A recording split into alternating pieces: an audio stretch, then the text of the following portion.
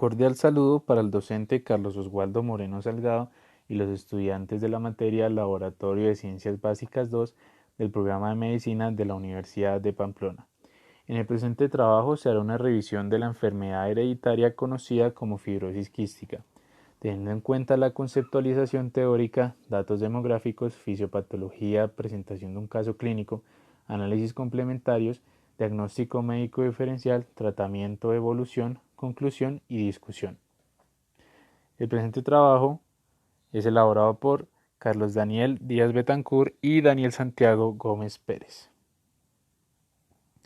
Vamos a hablar un poco de historia. Aunque el espectro clínico completo de la fibrosis quística no fue reconocido hasta los años 1930, ciertos aspectos fueron identificados mucho antes. Karl von Rokitansky describió un caso de muerte fetal con peritonitis meconial, una complicación del hilio meconial asociado con la fibrosis quística. El hilio meconial fue descrito por primera vez en 1905 por Karl Landsteiner. En 1938, la mujer que vemos en la fotografía, Dorothy Anderson, publicó un artículo intitulado La fibrosis quística del páncreas y su relación con la enfermedad celíaca, un estudio clínico y patológico en la revista American Journal of Disease of Children. De esta manera, era la primera investigadora en definir esta entidad nosológica, denominada por aquel entonces fibrosis quística del páncreas, y en correlacionarla con los trastornos pulmonares e intestinales prominentes. También postuló que era una enfermedad recesiva y utilizó el reemplazo de enzimas pancreáticas como tratamiento para los niños afectados. En 1952, Paul Dizan descubrió anomalías en los electrolitos del sudor. Sobre la base de esa evidencia se desarrolló y perfeccionó el examen del sudor durante el curso de la siguiente década. En 1985, investigadores de Londres, Toronto y Salt Lake City trazaron el mapa del gen CFTR en el cromosoma 7q. 4 años más tarde, en 1989, el hombre que observamos en la imagen, Francis Collins y otros investigadores, descubrieron la primera mutación para la fibrosis quística en AF508, que significa fenilalanina 508, en ese cromosoma. Investigaciones posteriores a aquel hallazgo identificaron más de 1000 mutaciones diferentes que dan origen a la enfermedad.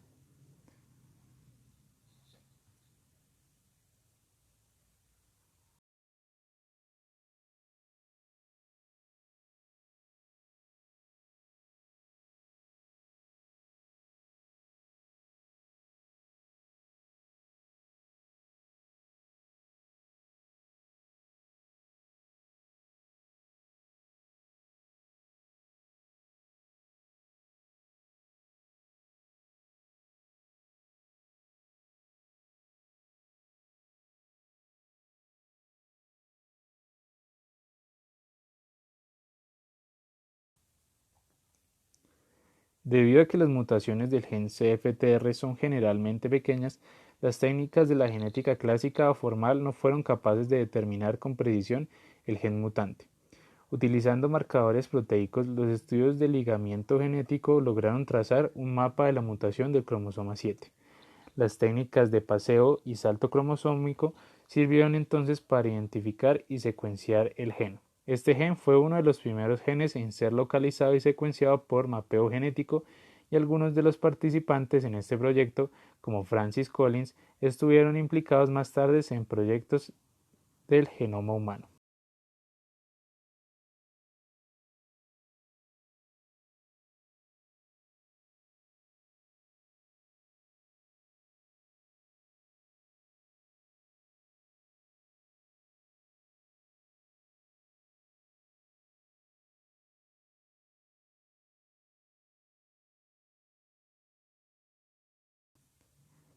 La identificación de la mutación específica responsable de la fibrosis quística en un paciente puede ser útil para predecir la evolución de la enfermedad.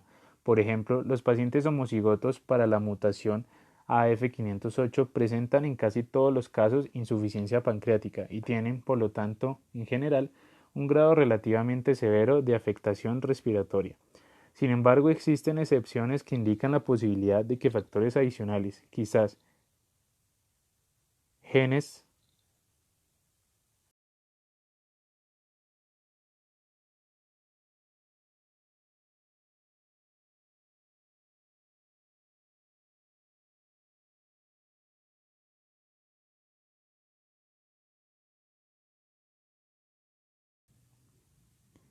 intervengan en la expresión de la enfermedad. Por otro lado, la clonación del gen de la fibrosis quística ha abierto la posibilidad de la terapia génica tal y como se ha descrito en la sección pertinente.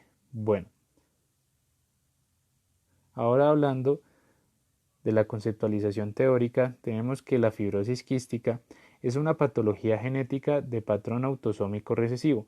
Se produce como una consecuencia de mutaciones que afectan a un gen, el cual codifica para una proteína de membrana cuya función es actuar como canal de cloro, y se denomina regulador de conductancia transmembrana de fibrosis quística. El CFTR, por sus siglas en inglés, es esencial para la regulación de los movimientos de sal y agua a través de las membranas celulares. La función ausente o reducida del CFTR da lugar a la producción de secreciones mucosas espesas en órganos con revestimiento de células epiteliales que conducen a una obstrucción de los conductos que lo transportan, así como estamos observando en la imagen de la diapositiva.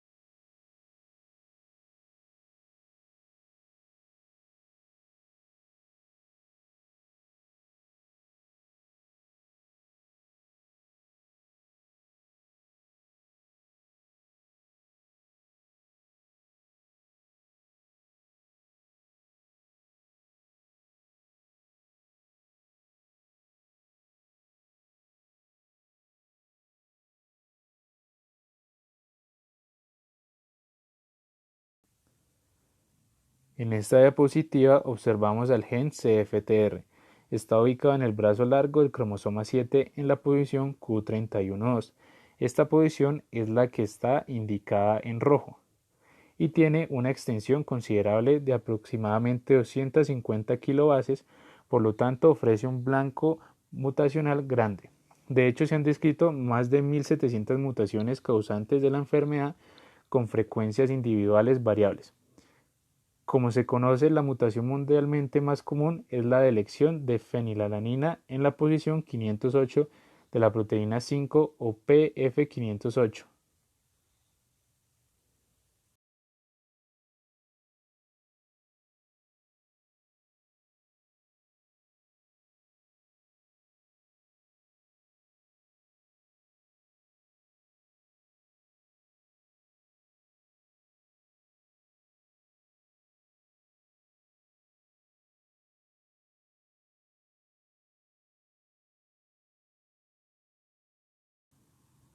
Hoy todavía no disponemos de una prueba de función de CFTR estandarizada y plenamente satisfactoria. La prueba del sudor identifica disfunciones graves en lo que respecta a la función del canal de cloro, pero no grados de disfunción menor o disfunciones de CFTR distintas al canal de cloro. La búsqueda de una prueba de función más sensible ha llevado al desarrollo del estudio de la DPN. Esta prueba consiste en la colocación de electrodos que miden la diferencia del potencial del epitelio nasal. En condiciones basales, los pacientes de fibrosis quística clásicos tienen DPN elevadas y respuestas patológicas a la infusión de amilorida, suero sin cloro o isopropanol 29. La DPN evalúa de forma más sensible la función del canal de cloro y sodio independientemente del número y tipo de mutaciones que tenga el gen CFTR. Es muy útil para analizar la afectación del epitelio bronquial, pero no ofrece información sobre la función de secreción de bicarbonato.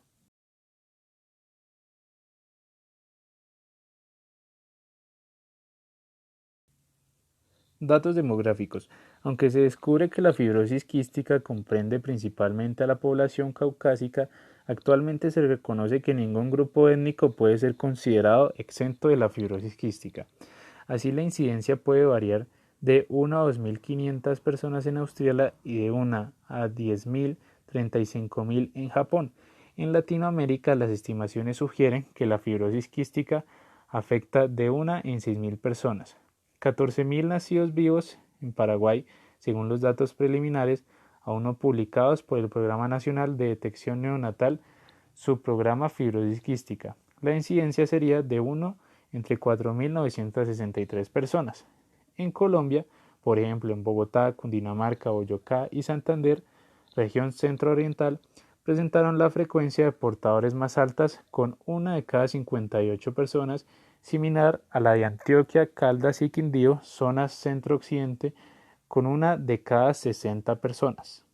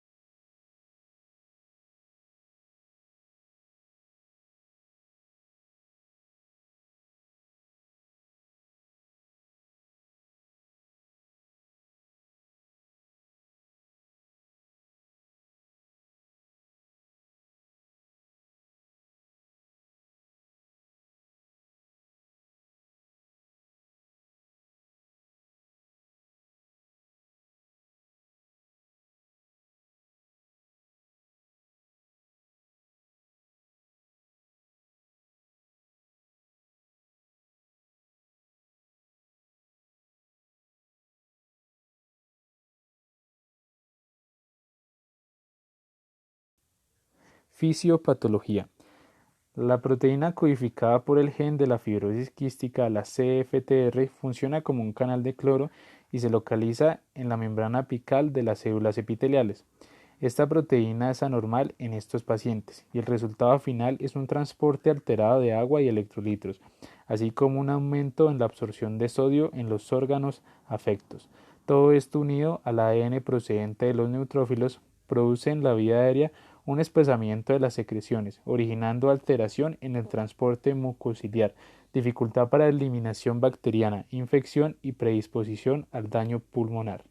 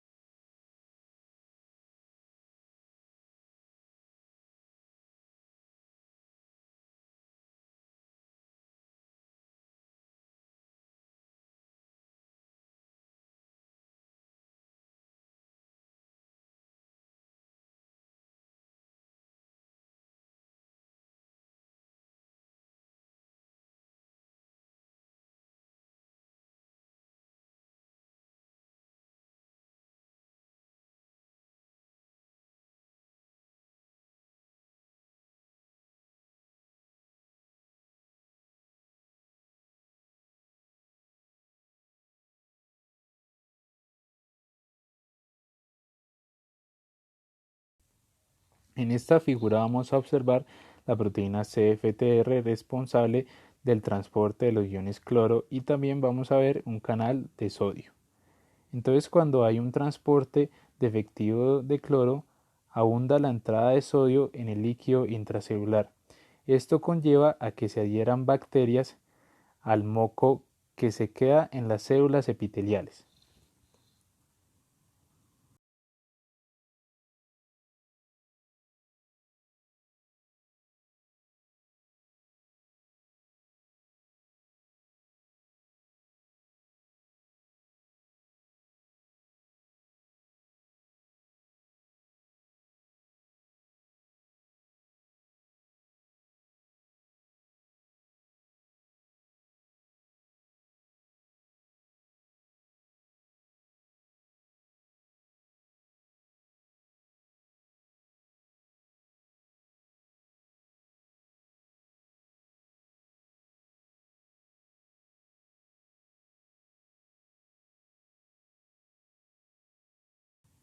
Se ha demostrado que la inflamación ya está presente en los estadios iniciales de la enfermedad, incluso en ausencia de infección, y que, además, progresa durante toda la vida. Los neutrófilos y sus productos citocinas, radicales libres de oxígeno, y enzimas protolíticas desempeñan un papel fundamental en el proceso de lesión pulmonar en fibrosis quística. En estos pacientes, la respuesta inflamatoria es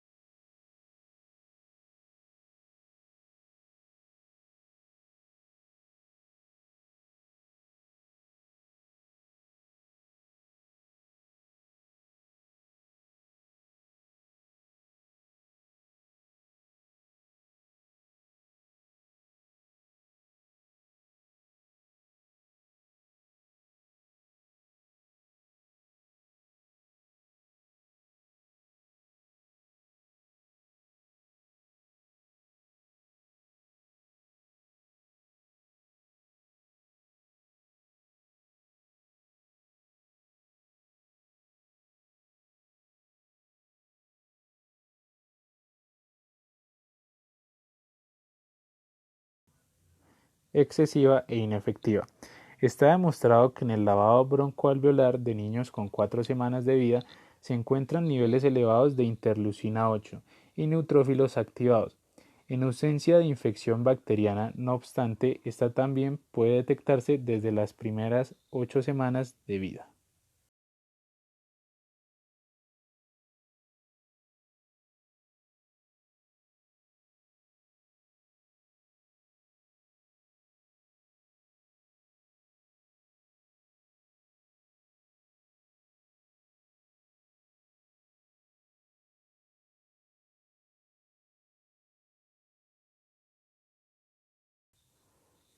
En los pulmones se cree que la disminución de la absorción de iones cloro aumenta la absorción de líquido de la superficie de la vía aérea, aumentando así la viscosidad de la mucosa, disminuyendo la mucociliar y aumentando de la incidencia de infecciones de las vías respiratorias.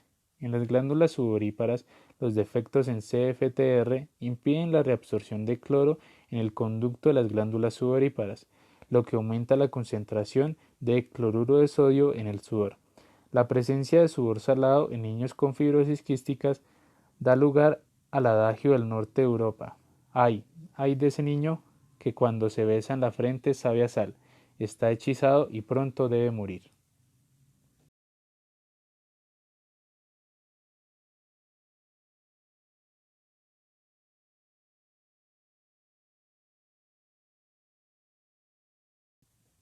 Presentación del caso clínico. Presentamos un bebé varón de origen polaco de 4 meses de nacimiento cuyos síntomas y hallazgos de laboratorio, incluida la acidosis metabólica, sugieren fuertemente una enfermedad metabólica distinta de la fibrosis quística. La evaluación de recién nacidos para la fibrosis quística fue positiva, pero los primeros resultados de la prueba de sudor fueron equívocos y las pruebas moleculares iniciales y extendidas fueron negativas. Finalmente, después de considerar un diagnóstico diferencial amplio, introducir un tratamiento específico para la fibrosis quística y excluir otras enfermedades metabólicas. Una tercera prueba genética expandida reveló la presencia de una mutación patógena rara en ambos alelos del gen CFTR.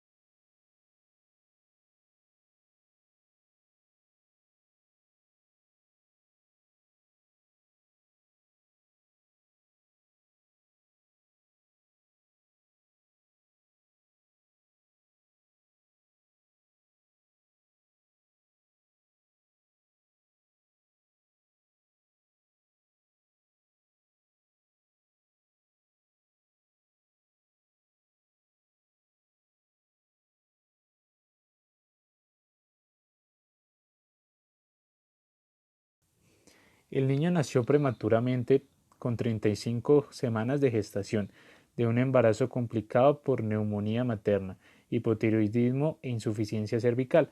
En el periodo neonatal, el niño fue tratado con fototerapia debido a ictericia y diagnosticado con comunicación interventricular. Los antecedentes familiares fueron positivos para alergia y enfermedad celíaca. Fue hospitalizado por primera vez debido a una infección del tracto respiratorio superior en el segundo mes de vida. Más hospitalización fue necesaria 2 semanas más tarde debido al bajo aumento de peso, regurgitación intensa y vómitos. El examen físico reveló un mal estado general y un estado nutricional general, piel pálida, edema periférico, signos de deshidratación leve, un soplo sistólico y una hernia umbilical. Los hallazgos anormales del laboratorio incluyeron anemia, hipoproteinemia, elevación de la bilirrubina conjugada, GGTP, lactato y amoníaco y disminución del nivel de alfa-1 antitripsina. La evaluación del recién nacido fue positiva para fibrosis quística. Sin embargo, los resultados de la prueba del sudor fueron equívocos. De los 4 resultados, uno fue positivo y 3 resultados negativos. El examen de ultrasonido del abdomen no reveló ninguna anormalidad, mientras que los estudios radiográficos mostraron reflujo gastroesofágico y excluyeron anomalías congénitas del tracto digestivo. La ecografía craneal fue negativa debido a la insuficiencia de administración de alimentos por vía oral. El niño fue alimentado a través de una sonda nasogástrica. Debido a los síntomas de la bronquitis, se introdujo la terapia con antibióticos y aerosoles. Luego, el niño fue derivado a un hospital de niños de tercer nivel con la sospecha de enfermedad metabólica.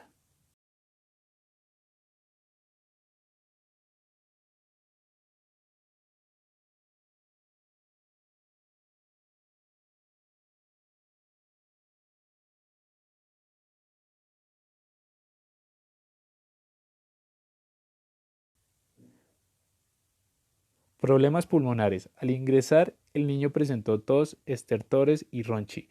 La radiografía de tórax, la radiografía de tórax reveló opacidades periliares bilaterales como observamos en la diapositiva. El aspirado de cultivo de descarga del tracto respiratorio fue positivo para Staphylococcus aureus, Candida lusitani. El niño fue tratado, aunque los cultivos de control resultaron negativos y los resultados auscultatorios disminuyeron. La radiografía de tórax de control no mostró una mejoría significativa.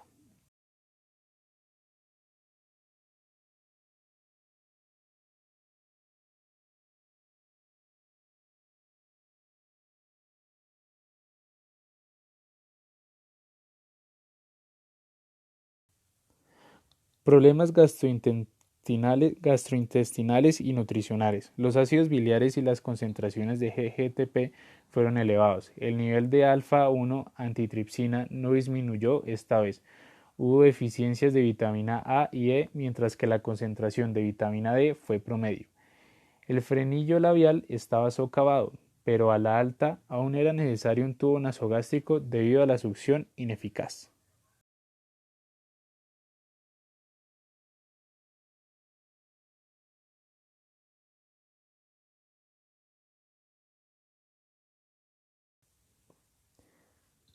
Problemas metabólicos, hematológicos y neurológicos. El niño se presentó con edema recurrente y necesitó repetidos suplementos de albúmina intravenosa.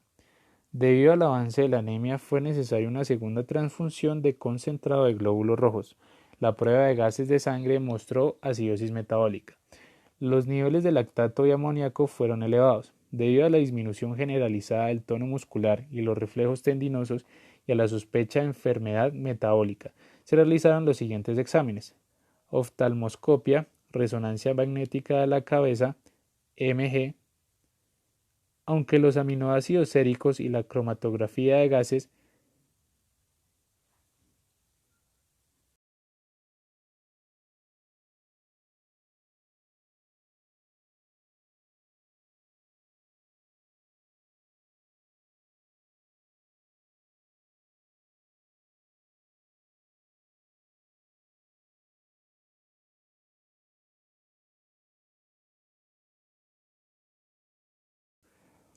de masas de los metabolitos de la orina revelaron varias pequeñas irregularidades. No creó un patrón de enfermedad metabólica específica. Se excluyeron el hipotiroidismo y galactosemia.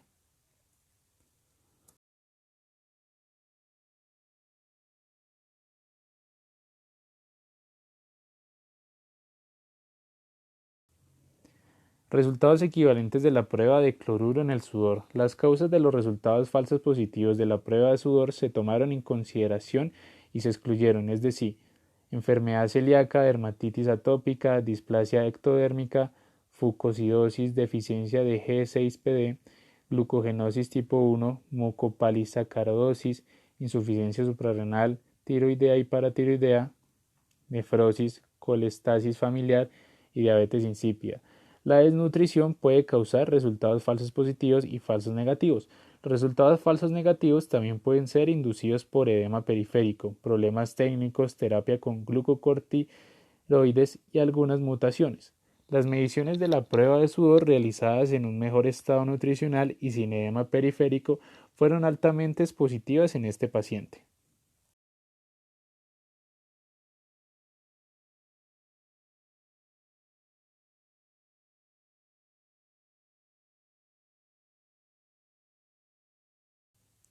Resultados negativos de las dos primeras pruebas genéticas. Las dos primeras pruebas moleculares excluyeron el 86% de los alelos del gen CFTR mutado en la población polaca, con una sensibilidad del 99%. El tercer estudio molecular confirmó el diagnóstico correcto. C4035-4038-DUB-CCTA es una mutación que conduce a un cambio de marco y se espera que resulte en la pérdida completa de la función de la proteína CFTR, que es consistente con los cloruros de sudor altos del niño, la insuficiencia pancreática y las infecciones recurrentes del tracto respiratorio.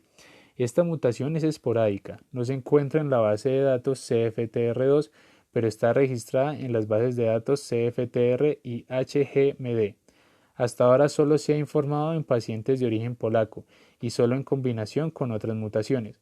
El método aplicativo permite la detección de mutaciones raras y nuevos cambios que no están registrados en las bases de datos. Esto es especialmente importante para los pacientes en Europa Central y Oriental, debido a la alta heterogeneidad de la población.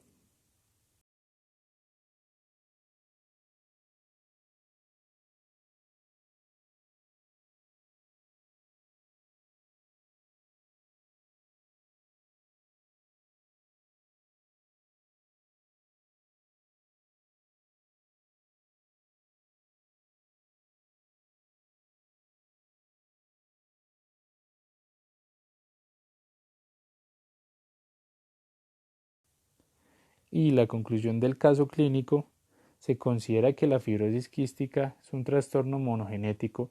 La relación entre el genotipo y el fenotipo es muy compleja. El caso reportado muestra la presentación inusual de la enfermedad, los síntomas clínicos y los hallazgos de laboratorio del paciente en combinación con los resultados de las pruebas moleculares. Proporciona información útil para una mayor observación de las correlaciones genotipo-fenotipo en la fibrosis quística. Cabe señalar que entre los puntos fuertes de este informe de caso está el hecho de que el paciente fue diagnosticado y tratado en un hospital terciario central para niños, así como un centro terciario de fibrosis quística con personal específicamente capacitado en enfermedades metabólicas y fibrosis quística, apoyado por infraestructura de diagnóstico avanzada.